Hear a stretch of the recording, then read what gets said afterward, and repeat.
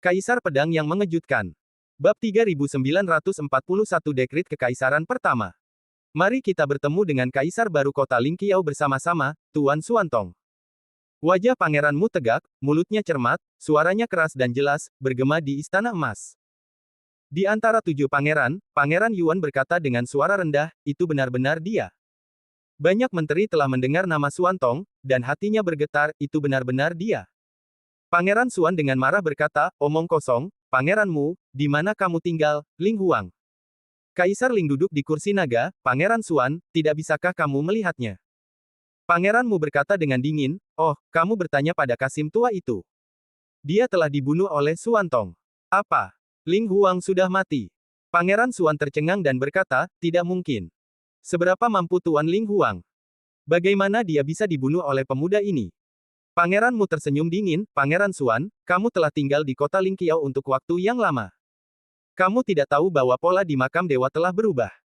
Jika kau masih buta seperti ini, aku khawatir meskipun kau tidak mati di perut wanita, kau akan mati di tangan orang lain. Pangeran Hai berkata dengan suara rendah, Pangeran Xuan, aku sarankan kau untuk tidak membuat Xuantong kesal. Jika tidak, kau akan mati dengan menyedihkan. Kaisar Ling yang lama sudah meninggal. Menurut aturan kota Lingqiao, siapapun yang memiliki kemampuan dapat menjadi kaisar baru kota Lingqiao. Jika kau meragukan kekuatan Xuantong, kau dapat menantangnya secara langsung. Jika kau dapat mengalahkan Tuan Xuantong, kami akan mengangkatmu sebagai raja. Suara Pangeran Laut tidak menyatu, tetapi mengeluarkan suaranya. Kalimat, jika kau dapat mengalahkan Tuan Xuantong, kami juga akan menganggapmu sebagai raja, terdengar oleh semua orang di Istana Emas. Xuantong, yang duduk di kursi naga, tidak dapat menahan diri untuk tidak menunjukkan salah satu matanya yang haus darah ketika dia melihat Pangeran Xiang Xuan, dan mulutnya perlahan mekar dengan tatapan pesona jahat dan senyum muram. Pangeran Yuan berkata dengan dingin, Pangeran Xuan, aku sarankan kau untuk tidak mencari kematian.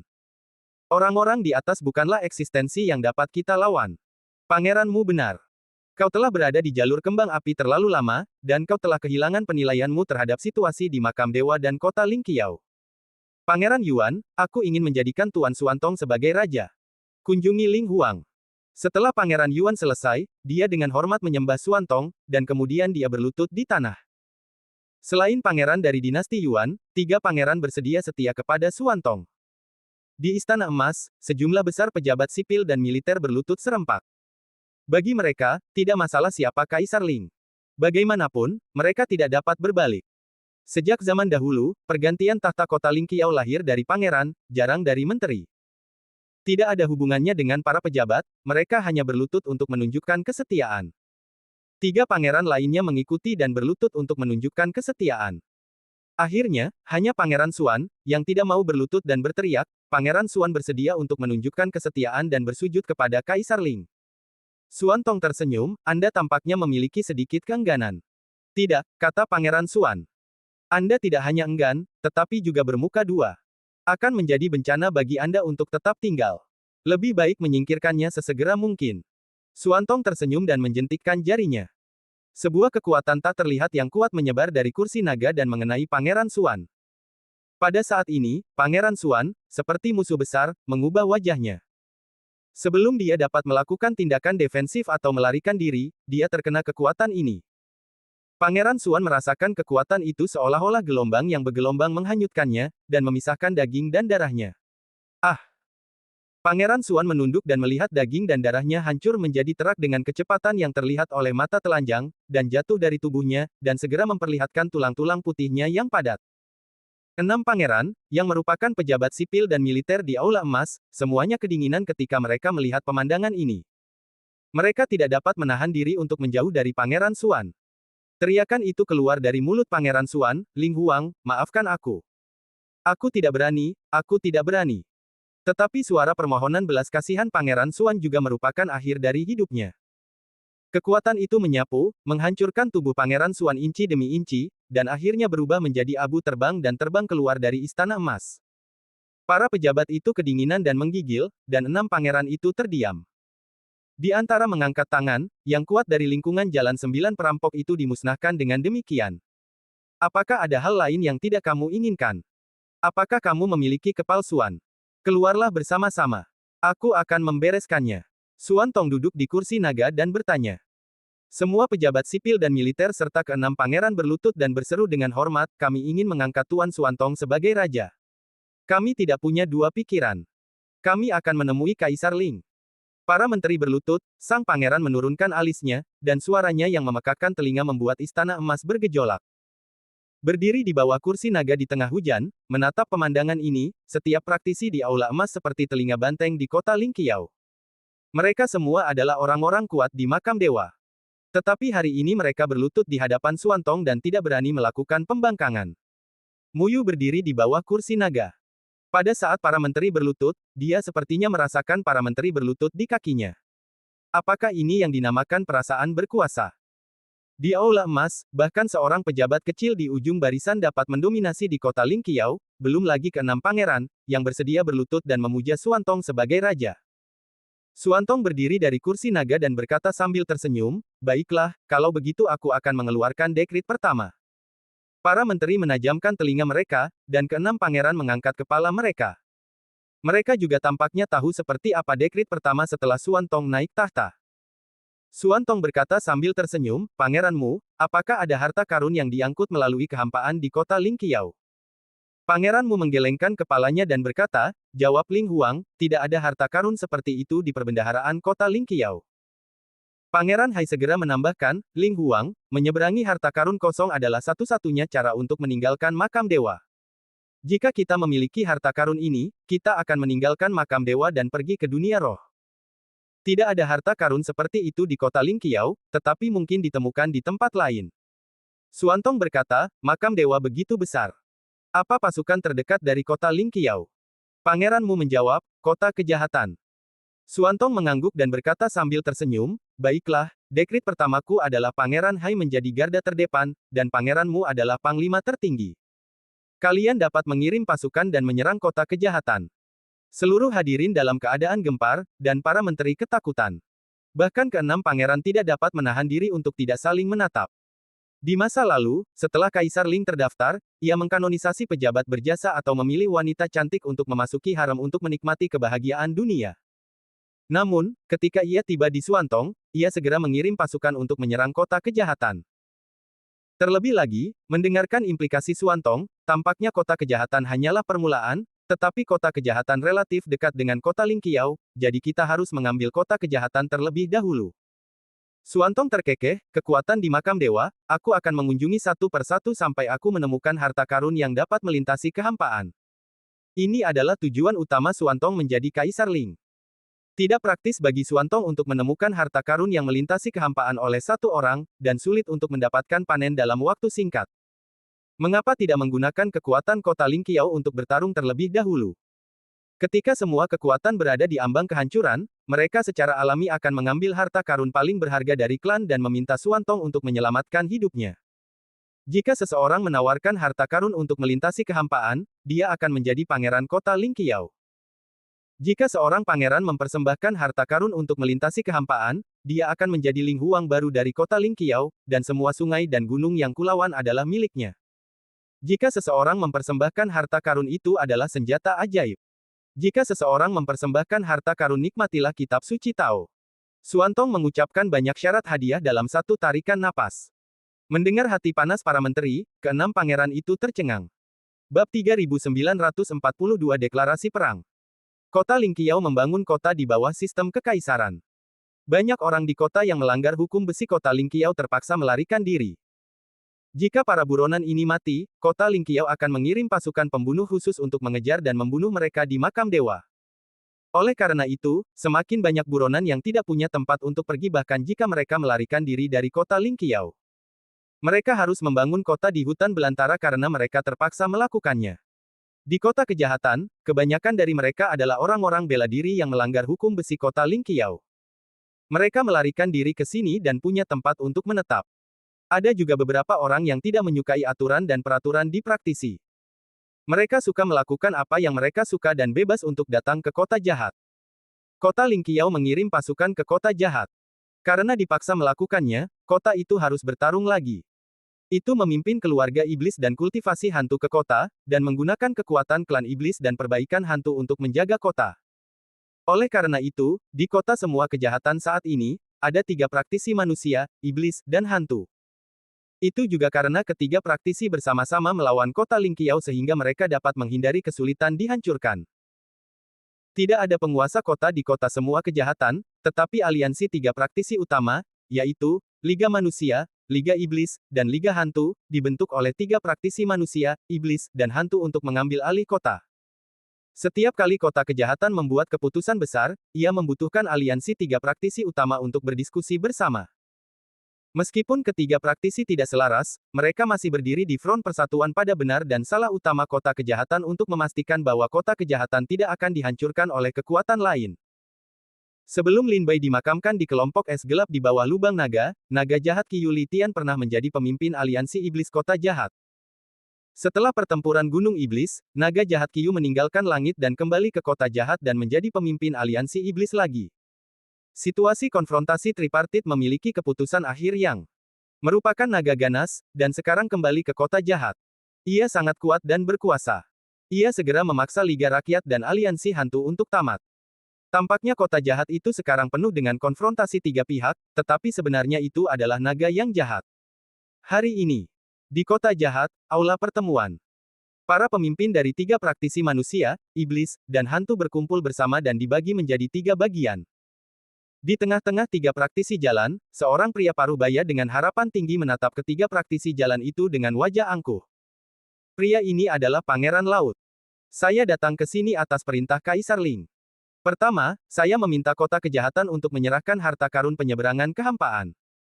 Kedua, saya datang ke perang.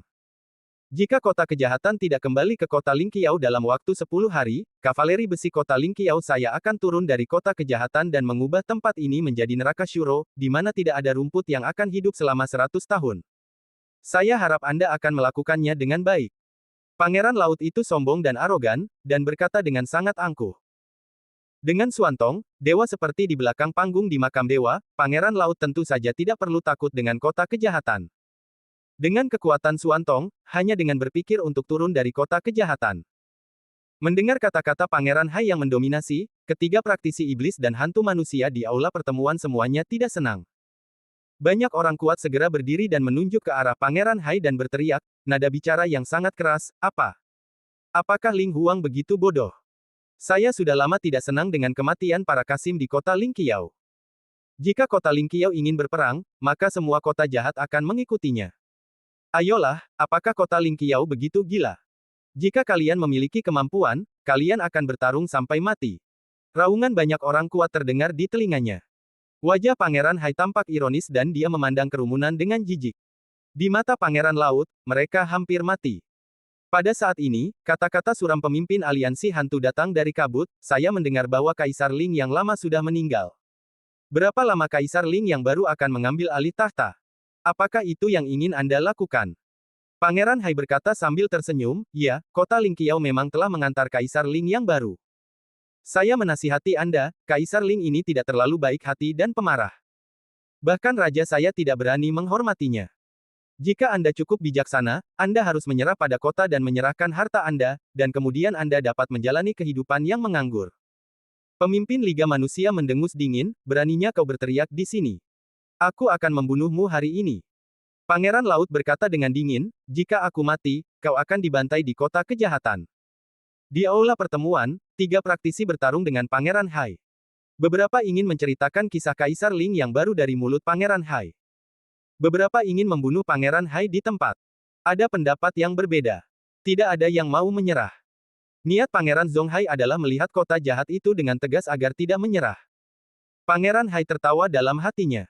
Semakin mereka melawan, semakin banyak keuntungan yang akan didapat kota Lingqiao. Baik pangeranmu maupun Pangeran Haikin dapat melihat bahwa temperamen Suantong eksentrik dan mudah berubah. Dia tidak tamak akan kemuliaan dan kekayaan dunia, juga tidak bernostalgia akan kekuatan untuk bangun dan membunuh pedang serta berbaring mabuk di pangkuan wanita cantik. Dia tampak tidak memiliki keinginan dan tidak memiliki keinginan, dan dia terus terang. Oleh karena itu, pangeranmu tahu bahwa selama Suantong menemukan harta karun untuk menyeberangi kehampaan, Suantong akan meletakkan semua kemuliaan, kekayaan, dan kekuatan yang telah diperolehnya di makam dewa. Dia tidak akan ragu untuk menyeberangi kehampaan dan pergi ke dunia lain, bahkan ke dunia spiritual. Ketika Xuantong pergi, rezim besar kota Lingqiao akan kembali ke 7 pangeran lagi. Pada saat itu, orang yang paling menguntungkan untuk memenangkan tahta Kaisar Ling pastilah Pangeran Mu. Oleh karena itu, sebelum Pangeran Hai datang ke kota Wanhe untuk membujuknya agar menyerah, Pangeran Mu dengan sengaja memerintahkan Pangeran Hai untuk tidak memberikan muka yang baik kepada kota. Lebih baik membuat kota marah dan berperang melawan kota Lingqiao. Dengan cara ini, kota Lingqiao dapat meminjam kekuatan Xuantong dan mengonsumsi informasi internal kota kejahatan, sehingga dapat memulihkan kota kejahatan sepenuhnya. Inilah sebabnya Pangeran Hai tidak mengatakan bahwa Kaisar Ling yang baru adalah Xuantong. Jika itu Xuantong, itu akan menjadi kota kejahatan akan turun tanpa pertempuran dan mempertahankan detailnya. Ketika Xuantong meninggalkan makam dewa, kota kejahatan akan mencabik-cabik wajahnya dengan kota Lingqiao lagi, dan itu akan menjadi musuh kota Lingqiao. Dalam pikiran Pangeran Mu, lebih baik bagi Xuantong untuk mengosongkan semua detail kota kejahatan sekaligus. Bahkan jika kota kejahatan ingin memberontak, kota Lingqiao akan dapat menghadapinya. Tentu saja, Pangeran Mus dan Pangeran Muhai Xuantong tidak tahu. Pangeran Mu menebak bahwa bahkan jika Xuantong tahu tentang pemikirannya yang cermat, dia tidak akan peduli. Menurutnya, satu-satunya hal yang dipedulikan Xuantong di makam dewa adalah harta karun yang melintasi kehampaan. Selain itu, dia bisa mengabaikan kekayaan sang raja, kecantikannya yang bermandikan hujan, dan pemikiran cermat Pangeran Mu. Di aula pertemuan kota Wanxi, terjadi banyak perdebatan. Setelah waktu yang lama, pemimpin aliansi iblis, naga jahat, berkata karena kota Lingqiao ingin bertarung, aku tidak akan mundur. Silakan kembali dan beritahu Kaisar Ling yang baru bahwa hadiah tahta yang kuberikan kepadanya telah ditempatkan di tempat Raja Neraka. Aku akan mengirimnya turun untuk menerima hadiah ini secara langsung. Ketika melihat naga jahat itu, mata Pangeran Hai berbinar. Jika hari biasa, Pangeran Hai pasti akan bersikap sopan kepadanya. Namun, sekarang dia memiliki Xuantong yang mendukungnya. Pangeran Hai tidak menaruh perhatian pada naga jahat itu. Dia berkata sambil tersenyum, itu adalah Qiu Litian. Ketika kamu pergi ke makam para dewa surga, kamu benar-benar luar biasa. Hari ini kamu kembali dan melihatnya dengan mata kepalamu sendiri. Aku sangat senang mendengarnya. Kalau begitu, setelah aku kembali, aku akan mengubah kata-kata Qiu kepada Kaisar Ling dengan utuh. Tolong persiapkan kota jahat untuk perang. Selamat tinggal, kata Pangeran Hai, dengan senyum aneh yang misterius, berbalik. Bab 3943 Seorang Teman Lama. Di pegunungan yang berjarak 100.000 mil dari barat daya kota kejahatan, di bawah kanopi yang menghalangi matahari, ada seorang prajurit yang menunggunya.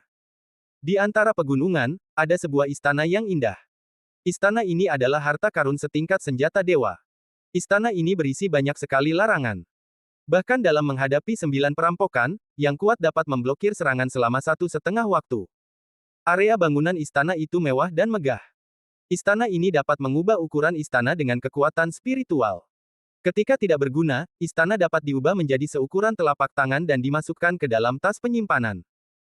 Jika perlu dikeluarkan, istana dapat dikeluarkan dari tas penyimpanan, dan istana dapat ditempatkan di bumi.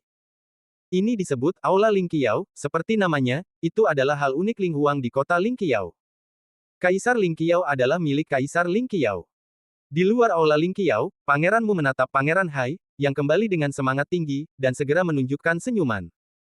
Jika tidak ada kecelakaan, rencananya berjalan seperti yang diharapkannya. Bagaimana? Tanya Pangeran Mu. Pangeran Hai berkata sambil tersenyum, kota jahat itu siap bertarung dengan kita. Sekarang naga tua dari aliansi iblislah yang mengendalikan kota Lingqiao.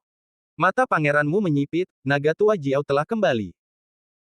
Jika bukan karena Xuantong, kita pasti takut pada naga tua Jiao di kota Lingqiao, tetapi sekarang dia hanyalah serangga yang sekarat. Ayo kita pergi dan melapor kembali ke Ling Huang. Pangeran Mu dan Pangeran Hai berjalan berdampingan ke istana Lingqiao.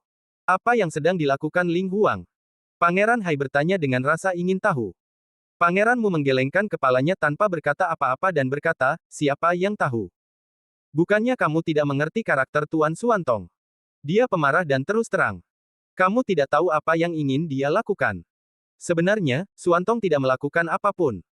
Duduk di kursi naga di Aula Lingqiao, minum. Lukanya sembuh setelah mandi di tengah hujan, dan berubah menjadi gaun putih yang bersih dan indah.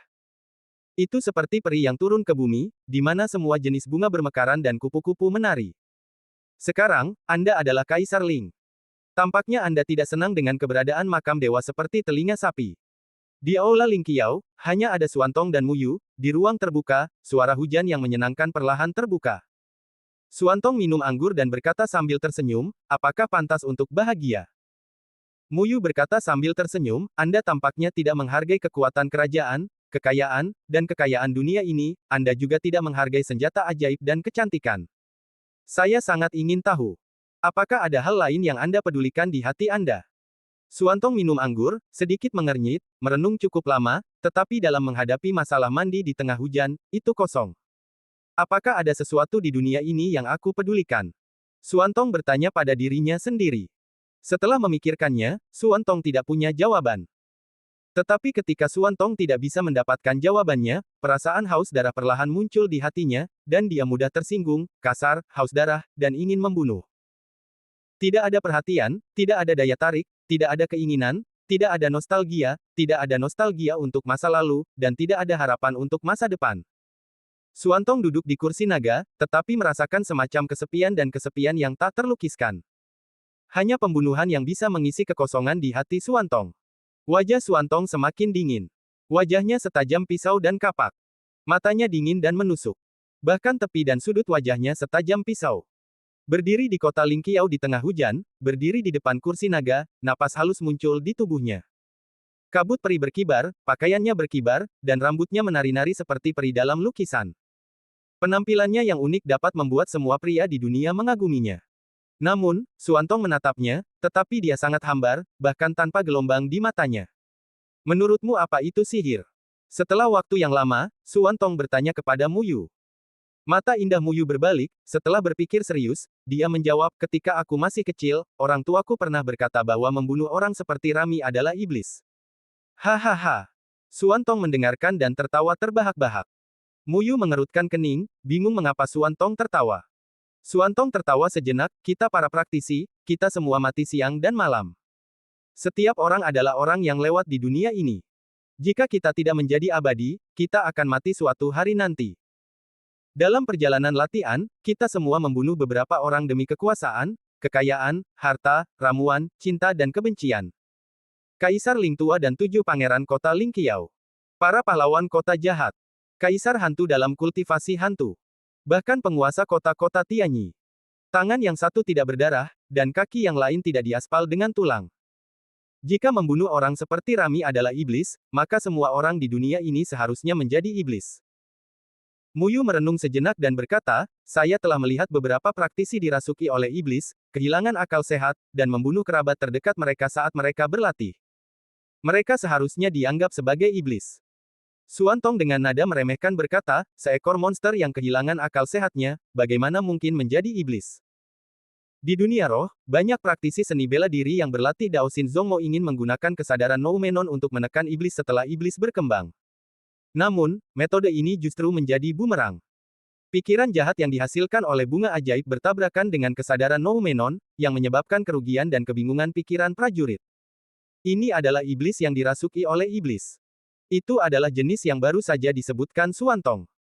Hampir semua praktisi Daoshin Zongmo tidak rela menyerahkan tubuh mereka untuk ditempati oleh ide-ide jahat yang dihasilkan oleh bunga ajaib, jadi mereka melawannya. Namun, Lin Bai dan Suantong berbeda. Antara Suantong dan Lin Bai, itu seperti perdagangan. Di zaman kuno, ketika Lin Bai berada dalam situasi yang sulit, atau setelah Lin Bai pingsan, Suantong akan menempati kesadaran Lin Bai. Kali ini dia datang ke makam Tianshan, bukan Suantong yang berinisiatif untuk mengikis kesadaran Lin Bai, tetapi Lin Bai yang berinisiatif untuk bertukar dengan Suantong. Oleh karena itu, ketika Suantong menguasai tubuh, kesadaran Noumenon Lin Bai tertidur lelap, dan tidak melawan Suantong dengan seluruh kekuatannya. Kalau tidak, Suantong tidak akan bisa hidup dengan stabil seperti itu. Tepat di hadapan Dewa Raksasa, ketika Lin Bai memegang tangan Suantong, dia tidak ingin kembali. Di hadapan Dewa Raksasa, Lin Bai telah lama memegang tekad untuk membunuh Dewa Raksasa dengan menukar satu kehidupan dengan yang lain dan membunuh Dewa Raksasa tanpa mengalihkan bencana ke timur dan melukai keluarganya. Muyu membuka mulutnya 2 kali, dan ditolak oleh Suantong. Dia bertanya, menurutmu apa itu iblis? Mata Suantong tenggelam, dan dia berkata dengan getir, mungkin ini adalah arti dari keberadaanku. Untuk mencari tahu apa artinya menjadi iblis. Mungkin seseorang akan memberiku jawabannya. Siapa? Tanyanya. Mata Suantong sedikit menoleh, dengan sedikit kebingungan. Setelah memikirkannya lagi, dia berkata, mungkin dia seorang teman lama. Aku sudah lama tidak bertemu dengannya. Sudah waktunya untuk menemuinya. Bab 3944 Lin Bai terjebak. Seorang teman lama. Suantong perlahan bersandar di kursi naga, matanya menunduk, dan anggur bunga milenium melonjak, secara bertahap menyeret kesadaran Suantong ke jurang. Mu Yu melihat Suantong tertidur di kursi naga. Alih-alih bersuara, dia berdiri diam di istana menunggu Suantong bangun. Ketika Suantong tidur, kesadarannya datang ke ruang lain. Di sini ada dunia putih yang luas, ruang itu dipenuhi dengan kabut abu-abu dan putih yang tersisa. Suantong maju dengan kendi anggur di tangannya. Dia menerobos awan dan melihat pohon putih tua mekar di ruang di depan. Batang pohon itu kuat dan kasar, akar pohon itu masuk ke tanah, dan mahkota pohon menutupi langit dan matahari. Tetapi perlu disebutkan bahwa tidak ada sehelai daun pun di Yusu. Di bawah Yusu tua, seorang pria berpakaian putih duduk bersila, matanya sedikit tertutup, dan tubuhnya memancarkan napas halus.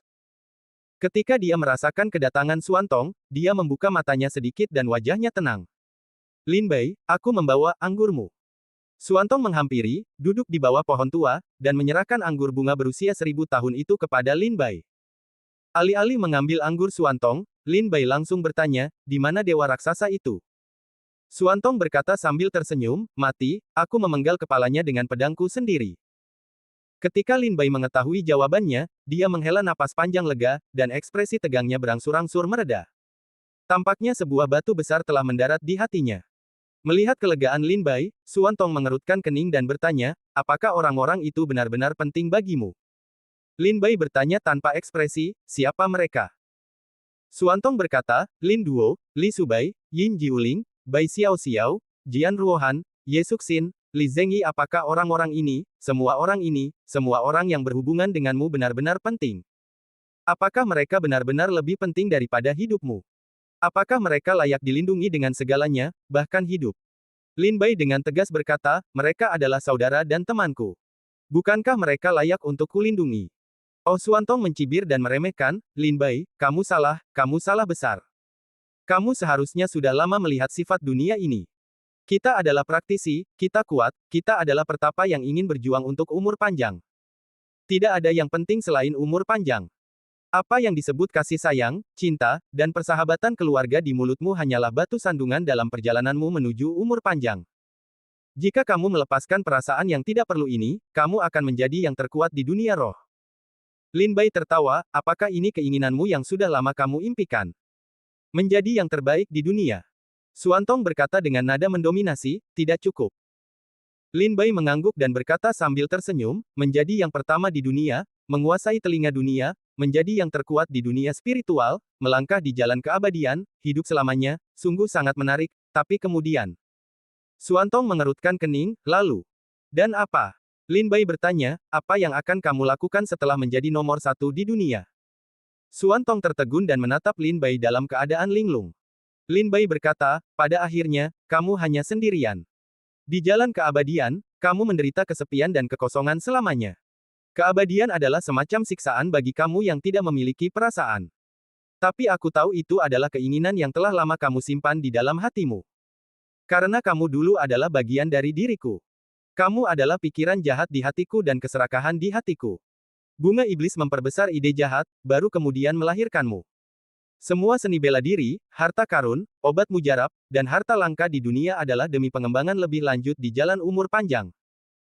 Jika suatu hari, aku bisa berdiri di depan jalan kehidupan abadi dan berada di kelas abadi, tetapi aku harus menyerahkan segalanya, umur panjang seperti ini lebih baik tidak kulakukan. Lin Bai berkata dengan tegas. Bertele-tele. Suantong tertawa melihat Lin Bai, kamu tidak akan pernah bisa berdiri di depan jalan kehidupan abadi, peringkat di kelas abadi. Kamu memiliki terlalu banyak ikatan emosional di jalanmu ke depan, dan perasaan ini hanya akan sekali dan lagi membuatmu mati dan menyeretmu ke jurang.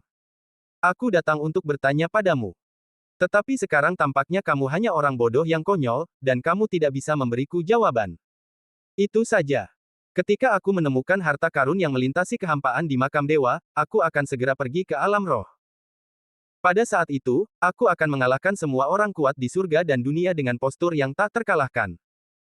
Aku akan berdiri di puncak dunia roh, berdiri dengan bangga di hadapan para pahlawan dan menerima pemujaan dari semua makhluk hidup.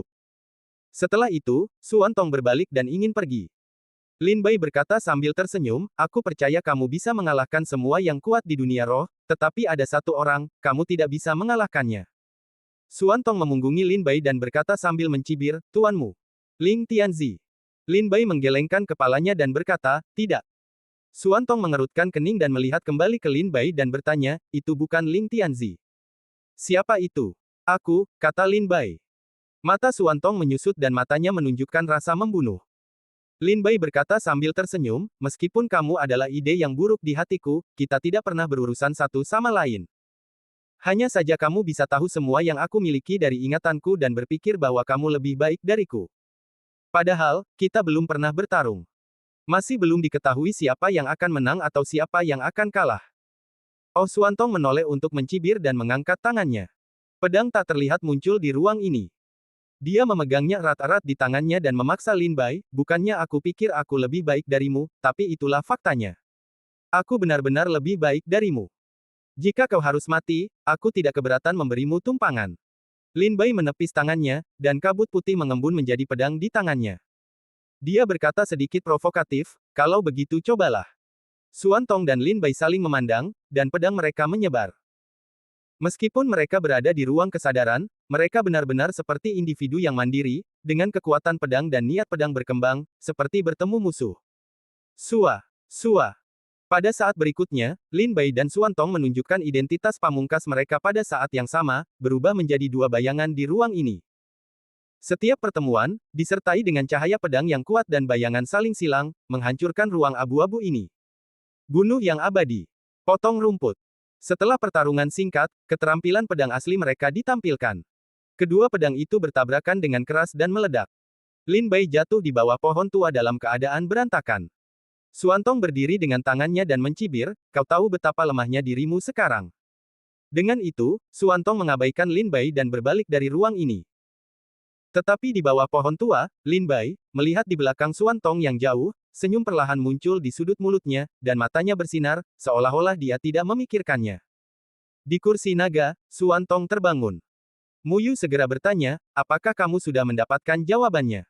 Suantong meremehkan, dia bodoh, tidak bisa memberiku jawabannya. Bab 3945, apakah kamu mencari kematian? Lin Bai tidak pernah menyangka bahwa ia bisa mengalahkan Suantong. Suantong lebih kuat dari dirinya sendiri, itulah yang diharapkan oleh Lin Bai. Kekuatan bunga ajaib itu hampir membuat Suantong menghancurkan Lin Bai sepenuhnya.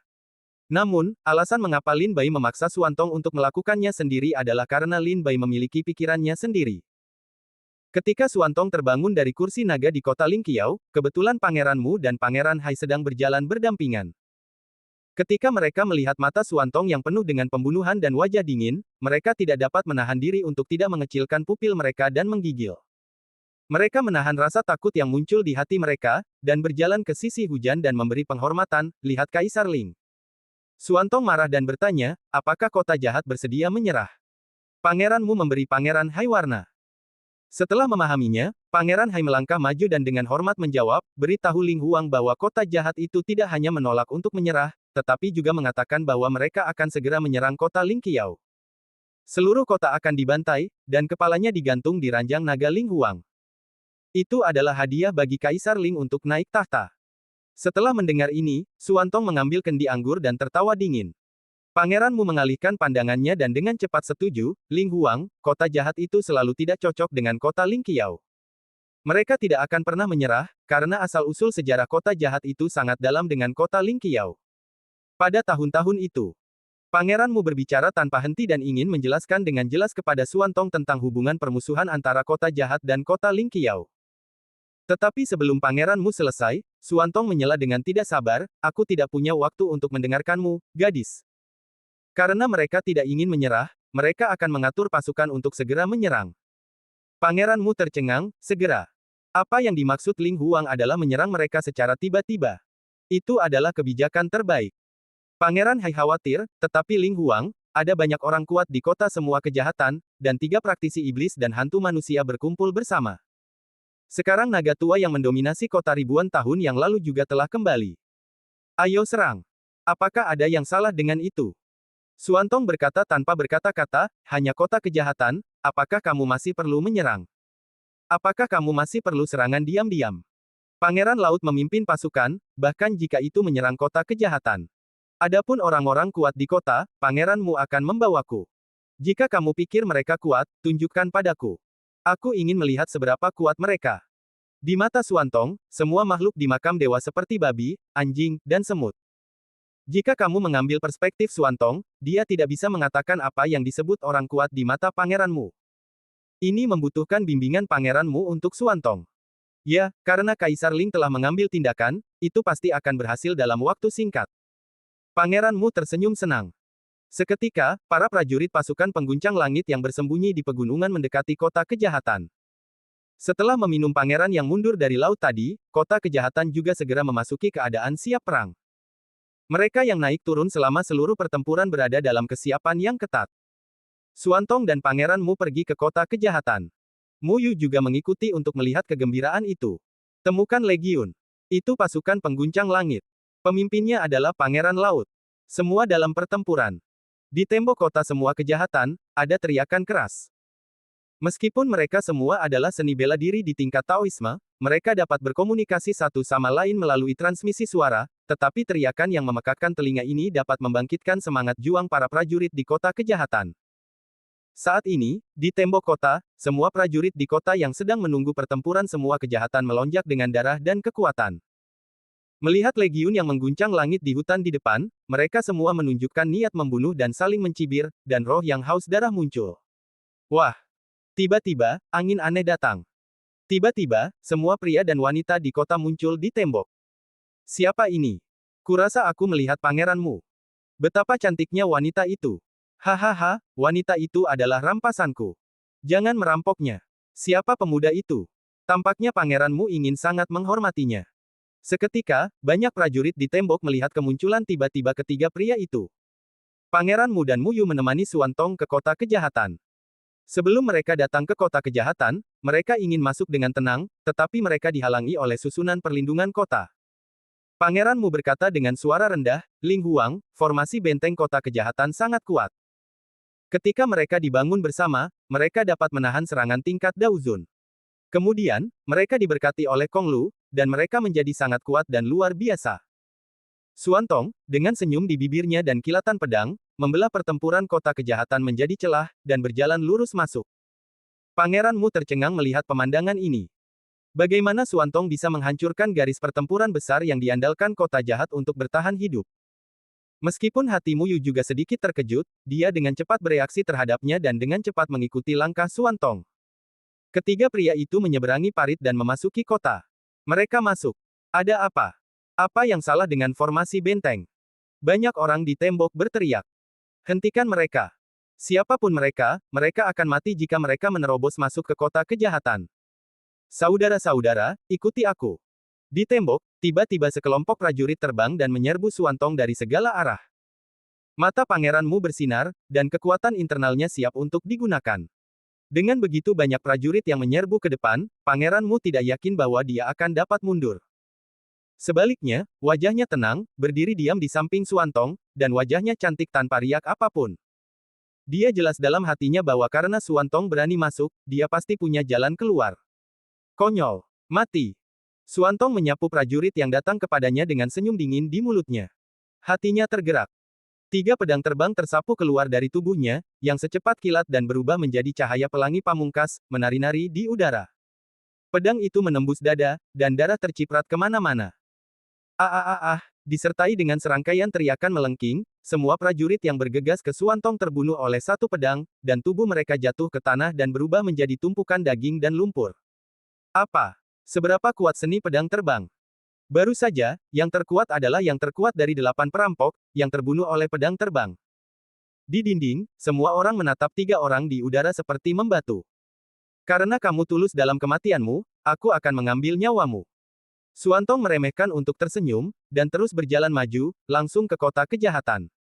Pangeranmu melihatnya, tetapi juga mengembalikan kekuatannya.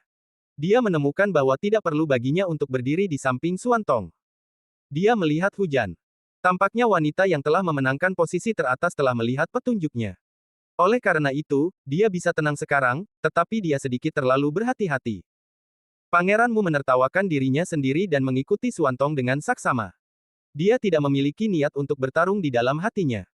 Karena dia mengerti bahwa semua caranya di depan Xuantong telah menjadi sensasionalisme.